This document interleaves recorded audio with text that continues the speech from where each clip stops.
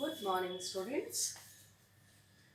Economics, class 11, properties of indifference curve approach. First, we should recapitulate the definition of indifference curve. An indifference curve shows the different combinations of good x and y that yield equal satisfaction to the consumer on all the points. Although we have done this in the last video, but now some characteristics are also there which can be find out by having different features or characteristics. Number one, an indifference curve always slopes downward from left to right. Now see this diagram, that IC curve is there, and for that you are seeing that y and x, these are changing, and when the combination changes it becomes y1 x1, means the curve slopes downwards from left to right. Then the second is the indifference curves are convex to the origin. Convex to the origin means it implies that as the consumer substitute x for y, the MRS, and I must tell you that what is MRS? Marginal rate of transformation.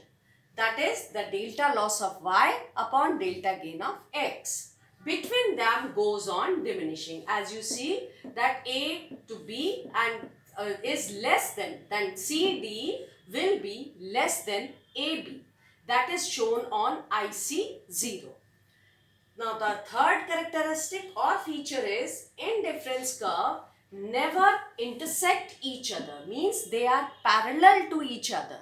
Then on IC0, point A is equal to point C because they are both are on the same curve. Similarly, point A is equal to point B. So point B will be point C and it cannot be possible, therefore these are not genuine ICs.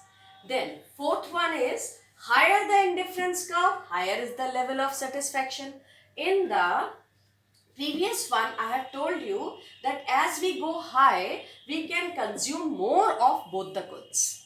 Then the last one but not the least, indifference curve should not touch any of the axes. The consumer has to buy two goods together, so he can't make or he can't ignore the use of one good and the making the use of and both the goods is compulsory.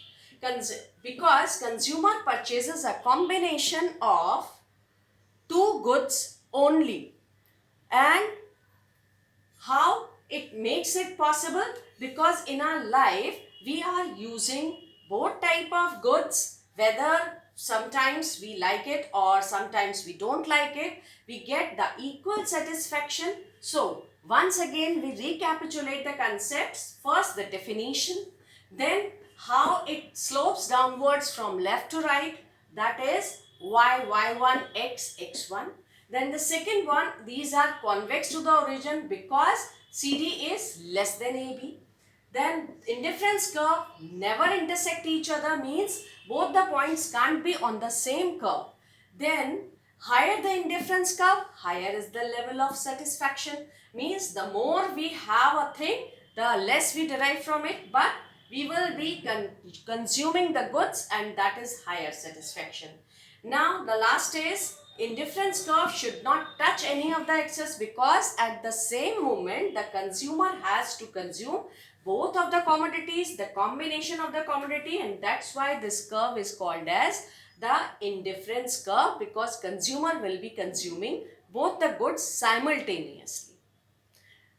I think that's all for this characteristics of indifference curve or IC analysis, and these are also called as equal satisfaction curves.